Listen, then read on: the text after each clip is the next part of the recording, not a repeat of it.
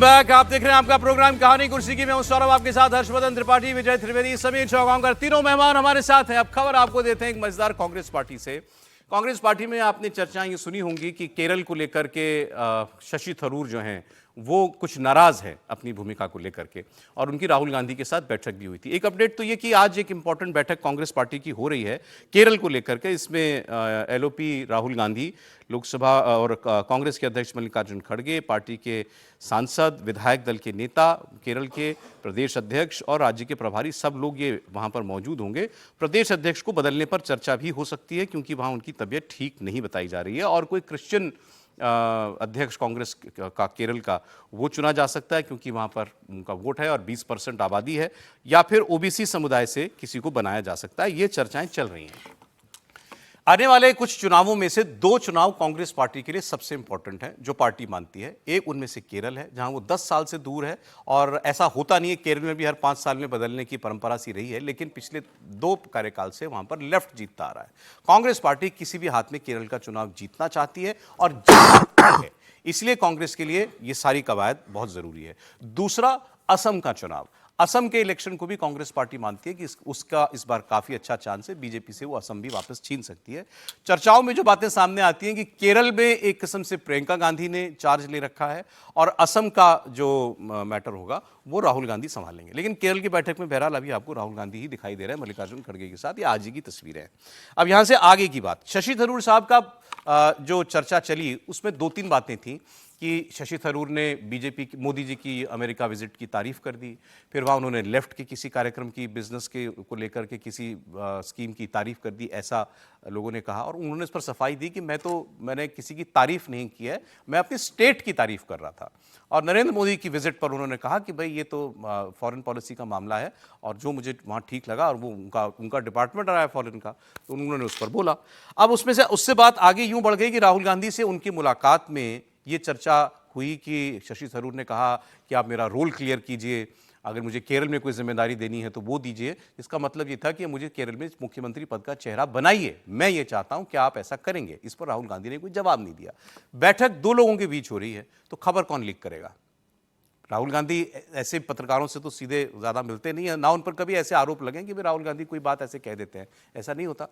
और शशि थरूर क्यों करेंगे इस बात को लीक? उनको इसका नुकसान होता है, वो पार्टी की लीडरशिप की नज़रों में उनके नंबर कम होते हैं, तो फिर ये खबर लीक किसने की, ये अब मुद्दा बन गया है। अब मैं आपके सबके साथी और दोस्त राशिद किदवई जी को कोट कर रहा हूँ। राशिद किदवई साहब ने एक सीनियर जर्नलिस्ट से इंटरव्यू में ये बात कही है कि इस बात का आरोप केसी वेणुगोपाल के ऊपर लगाया जा रहा है, क्योंकि राहुल गांधी अगर किसी से बात करते हैं तो वो केसी वेणुगोपाल हैं, और केरल में केसी वेणुगोपाल की अपनी खुद की बहुत बड़ी महत्वाकांक्षा है, वो खुद चीफ मिनिस्टर बनना चाहते हैं। और अगर आज उनको वहां पर भेज दिया जाए प्रदेश अध्यक्ष बना करके तो बड़े खुश होंगे वो। हालांकि पार्टी में उनका बहुत मजबूत रोल है, बहुत शायद ज्यादा मल्लिकार्जुन खड़गे साहब से ज्यादा इंपॉर्टेंट फिगर उनको कुछ लोग मानते हैं, वो संगठन महामंत्री हैं। लेकिन फिर भी केरल के मुख्यमंत्री बनने की चाहत किसको नहीं होगी? तो क्या केसी वेणुगोपाल साहब ने ये सारी खबरें आउट की शशि थरूर साहब की इमेज खराब करने के लिए? ये सवाल है सर इस वक्त। देखिए, ये किया है कि नहीं किया, लेकिन केसी वेणुगोपाल साहब की स्ट्रिक्स भी बहुत हाई हैं केरला में, और इच्छा भी बहुत ज़्यादा है। वो चाहते हैं कि मुख्यमंत्री पद के उम्मीदवार बने या पार्टी प्रदेश अध्यक्ष उनको बनाए। अभी तक जो कल तक मेरी चर्चा कांग्रेस के भी कुछ नेताओं से हो रही थी, तो उसमें उन्होंने कहा कि केसी वेणुगोपाल साहब को केरल भेजने पर अभी कोई सहमति नहीं बनी है। अच्छा, तो अब वेणुगोपाल साहब नहीं बन रहे तो वो चाहते हैं कि कम से कम थरूर साहब भी ना बने। थरूर साहब की भी बड़ी इच्छा है कि वो मुख्यमंत्री का चेहरा वहाँ पर बन जाएं, कांग्रेस के मजबूत नेता के तौर पर भी। और जिस तरह पिछला चुनाव अभी लोकसभा का उन्होंने जीता है चंद्रशेखर के साथ, एक बड़ा मुकाबला, कड़ा मुकाबला था, भारतीय जनता पार्टी की तमाम ताकत के बाद भी उन्होंने निकाल लिया। 14,000 वोटों से जीता। हाँ, तो बड़ी जीत उन्होंने हासिल की, मजबूत मतलब मुकाबला था, उसमें निकाल लिया। तो वो लगातार लग रहे हैं, और इसलिए ये आशंकाएं हो रही हैं। राशिद साहब बहुत कांग्रेस को अच्छे से समझते हैं, तो उनकी बात पर मतलब मैं कोई वो नहीं कर रहा, खारिज नहीं कर रहा, कि केसी वेणुगोपाल साहब को समझ में आती है कि थरूर साहब की इमेज को यदि डेंट होगा तो उससे उनका नुकसान हो सकता है। लेकिन केरल को निपटाना कांग्रेस के लिए बड़ा मुश्किल काम हो गया। केसी वेणुगोपाल वर्सेस थरूर साहब, अब ये खुल के हो गया, अब ये खुलकर हो गया है। और बहुत मतलब ऊपर के स्तर पर, क्योंकि राहुल जी को केसी वेणुगोपाल जो है उनके बहुत विश्वस्त माने जाते हैं। सबसे ज्यादा। बल्कि पार्टी में जो विरोध हो रहा है उनको संगठन के महासचिव पद से हटाने को लेकर भी लगातार दबाव बन रहा है, उसके बाद भी वो बने हुए हैं। तो इसका मतलब राहुल जी का विश्वास उन पर है। ठीक है। अब थरूर वर्सेस वेणुगोपाल में से क्या निकलता है और कांग्रेस उस लड़ाई को कैसे आगे पहुंचाती है, क्या पार्टी का नुकसान होगा या अच्छा, ये जो चर्चा चल रही थी ना कि शशि थरूर ने कह दिया कि मेरे पास और भी बहुत विकल्प हैं, छपा सब जगह पर, लेकिन या शशि थरूर ने साहब ने कहा कि वो नहीं जा रहे बीजेपी में। और ये भी उनके बारे में कहा गया कि केरल कांग्रेस के पास नेता ही कौन है। ये दोनों बातें उनको कोट करके छापी गई। अब वो बातें वो गलत, ऐसा उन्होंने नहीं कहा था, ये खबर गलत थी, ये साबित हो गया है, क्योंकि जिस अखबार ने ये खबर की उसी ने उस पर रिग्रेट शो कर दिया है। तो शशि थरूर ये कह रहे हैं कि मैंने ये बातें कही ही नहीं थी। तो इसके पीछे भी आशंकाएं जाहिर की जा रही हैं कि उनको लेकर के गलत खबर किसने प्लांट की। देखिए, ये बात सही है कि शशि थरूर ने कहा कि फिलहाल मैं कांग्रेस में नहीं जा रहा हूं, मतलब बीजेपी में नहीं जा रहा हूं कांग्रेस छोड़कर। उन्होंने इस बात का जिक्र करा, लेकिन जब आदमी को जाना होता है तो वो कह के तो नहीं जाएगा ना कि भाई मैं पार्टी छोड़ने का प्लान कर लिया है, मैंने ऐसा कुछ कहा ही नहीं कहा, इस बात को मानते हैं। लेकिन शशि थरूर के पास अब बहुत ज्यादा समय बचा नहीं है। देखिए, राजनीतिक रूप से 68 ईयर्स के वो हो चुके हैं। अभी 9 मार्च को उनका जन्मदिन आता है, वो 69 वर्ष में चले जाएंगे। और वो कह चुके कि भाई अब मैं सांसद बन के थक गया हूं, 4 बार का सांसद हूं, इस बार मैं सिर्फ 14,000 वोटों से जीता। केरल में काफी लोकप्रिय है ये। नहीं लोकप्रिय, लेकिन इस बार बहुत मुश्किल से, जिस सिर्फ 14,000 वोटों से वो जीते हैं तिरुवनंतपुरम से, बहुत कड़ी चुनौती में फंस गए थे। और जिस तरीके से भारतीय जनता पार्टी केरल के अंदर काम कर रही है, जिस तरीके से वहां संगठन मजबूत हो रहा है, शशि थरूर को लग रहा है कि अब मेरे पास बहुत समय नहीं है। अगला लोकसभा चुनाव तक मैं स्वस्थ रहूंगा नहीं रहूंगा, अगला लोकसभा चुनाव में जीतूंगा नहीं जीतूंगा, विधानसभा चुनाव तो अगले साल ही आ रहे हैं।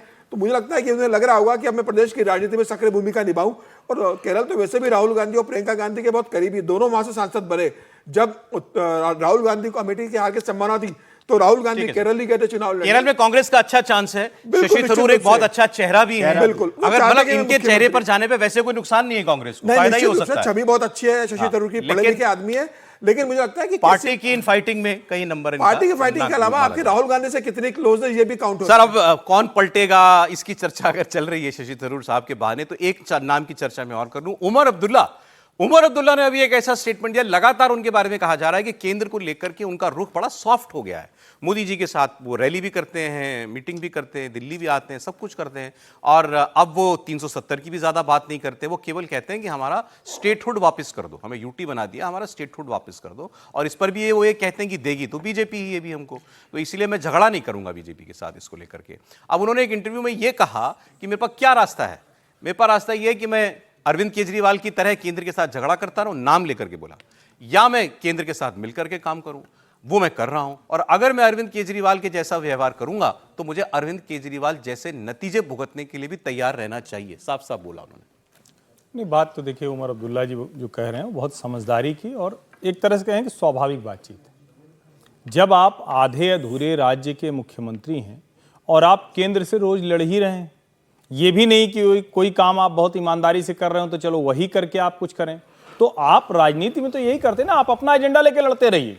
लेकिन आपको जब काम कराना, जैसे एक बड़ा छोटा सा उदाहरण है, ठीक है, उससे उसका कोई बहुत लेना देना नहीं है, लेकिन जैसे ही वायनाड से सांसद बनी तो चली गई प्रियंका अमित शाह से मिलने के लिए। अब ये काम राहुल गांधी तो कभी नहीं कर पाए। मतलब लड़ाई तो क्या प्रियंका कम करती हैं क्या? ऐसा भी नहीं कि प्रियंका ने कोई हमले में कोई कसर छोड़ी।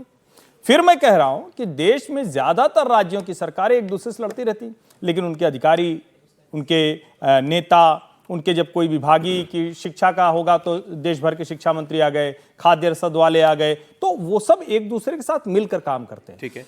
जम्मू कश्मीर की भी स्थिति इस वक्त जो है, वो विधानसभा वहां है, लेकिन है तो अभी पूर्ण राज्य का दर्जा तो उसका भी नहीं, तो एक तरह से वो भी एक चीज। दूसरा, जो जम्मू कश्मीर की जो स्ट्रेटेजिक पोजीशन है उसमें उमर अब्दुल्ला को बहुत अच्छे से पता है, क्योंकि वो भी बहुत कुछ उत्पादित नहीं कर रहे हैं, प्रोडक्शन वाला स्टेट नहीं है वो, तो उसको बहुत चीजों के लिए केंद्र पर निर्भर रहना पड़ता है। और ये तो अच्छा है ना कि आप अपनी राजनीति भी कर लें और जो राज्य के लिए भला है वो भी कर लें। ये भी कहा कि मैं इंडिया गठबंधन नहीं छोड़ूंगा, मैं इंडिया ब्लॉक में ही रहूंगा, लेकिन मैं नाहक झगड़ा नहीं किसी के साथ करूंगा। सर, एक कमेंट। जिस कार्यक्रम में ये उमर अब्दुल्ला साहब ने बोला, मैं वहां मौजूद था। उन्होंने दो बातें कही। एक महत्वपूर्ण बात है कि उस कार्यक्रम में आम आदमी पार्टी के बड़े नेता भी मौजूद थे, जिसमें उन्होंने देखकर कहा कि भाई मैं केजरीवाल जी की तरह से झगड़ा तो नहीं कर सकता केंद्र सरकार से, पहली बात।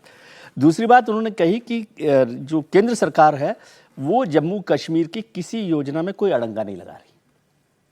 मतलब ये बड़ी बात है ना। और दूसरी बात उन्होंने कहा कि मुझे भरोसा है कि हमें स्टेटहुड मिल जाएगा, केंद्र सरकार का ये आश्वासन है। मैं इसकी डेडलाइन नहीं दे सकता और डेडलाइन के लिए शर्त भी नहीं लगा सकता।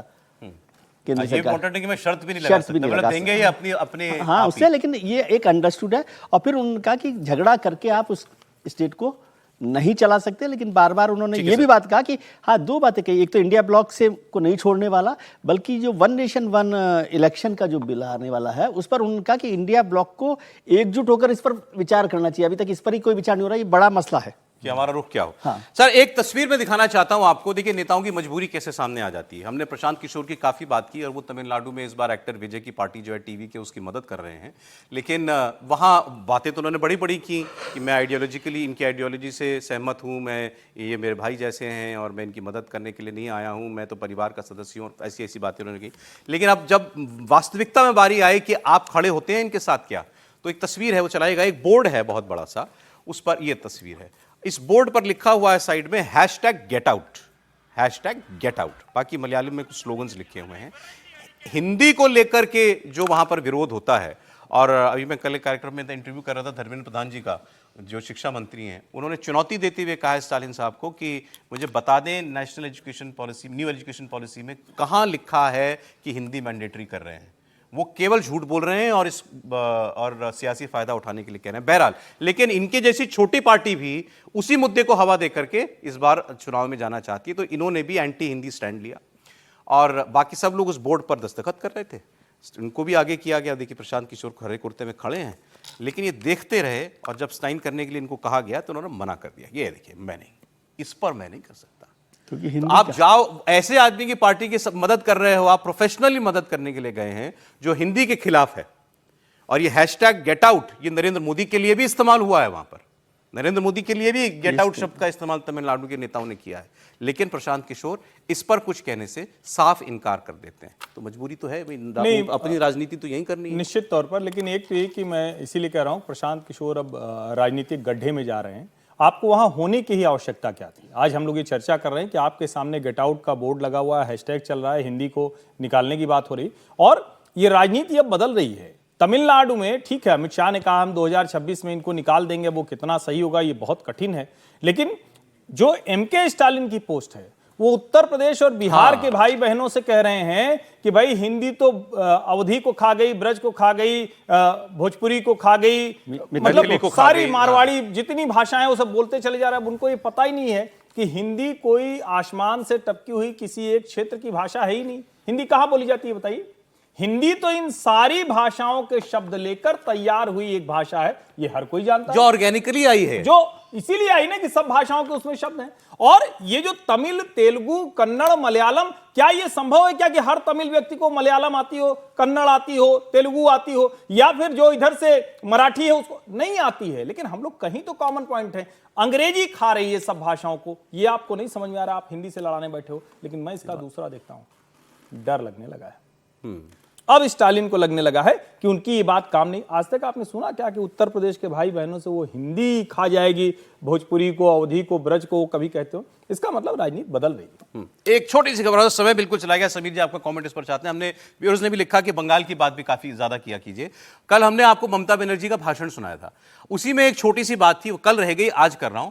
उन्होंने अभी एक सर्कुलर निकाल दिया था नगर निगम के एक अधिकारी ने। वो सर्कुलर ये था कि वहां पर ईद की 2 छुट्टी कर दी जाए और विश्वकर्मा जयंती की जो छुट्टी होती है उसको हटा दिया जाए।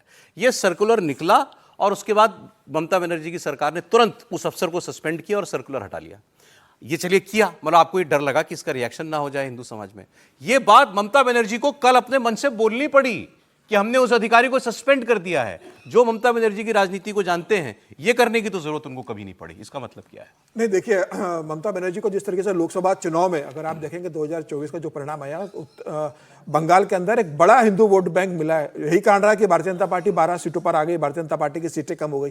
तो ममता बनर्जी जानती है कि अगर बंगाल में मुझे फिर से मुख्यमंत्री बनना है आने वाले चुनाव, विधानसभा चुनाव में, तो सिर्फ मुस्लिम वोट बैंक के दम पर मैं चुनाव नहीं जीत सकती हूँ। मुझे मेरा जो बंगाल अस्मिता का जो है, बंगाली कल्चर के जो लोग हैं जो ममता के साथ जुड़े हुए, उन्हें भी जुड़े रहना जरूरी है। सिर्फ मुसलमानों की मैं राजनीति नहीं कर सकती हूँ। और मुझे लग रहा है कि ममता बनर्जी वही देखते हुए, जिस तरीके से दुर्गा पंडाल जब होता है दुर्गा उत्सव, तो ममता बनर्जी उसमें बढ़ चढ़कर हिस्सा लेती है, यही दर्शा रहा है कि ममता बनर्जी दोनों वोट बैंक को साध रही है। ममता बनर्जी को पता है कि मुस्लिम वोट बैंक कहीं नहीं जाने वाला, उसके पास कोई विकल्प नहीं है, वो ना कांग्रेस के पास जाएगा ना लेफ्ट के पास जाएगा, वो बीजेपी के पास जाने का सवाल ही नहीं उठता। तो उनकी तो मजबूरी है कि ममता बनर्जी को वोट देना, तो वो तो ममता जी के साथ मजबूत खड़ा है। अब ममता बनर्जी को दूसरा वोट कौन सा चाहिए, तो जो वोट ममता बनर्जी से छिटक सकता है उसको रोक के रखना है। तो उसको रोकने रखने के लिए ममता बनर्जी ने यह जो चिट्ठी का जो ऑर्डर निकला था कि एक अवकाश खत्म कर दिया जाए विश्वकर्मा पूजा का, वह वापस बहाल किया है ममता बनर्जी ने, और ये संदेश देने की कोशिश की है कि मैं अभी स्टेज पर नहीं पहुंची हूं कि मैं हिंदू विरोधी हूं, वो दोनों को साधने की कोशिश कर रही है। बहुत शुक्रिया सर, आज कहानी कुर्सी में काफी खबरों पर बात हुई। बहुत धन्यवाद समीर जी, विजय जी, हर्षवर्धन जी।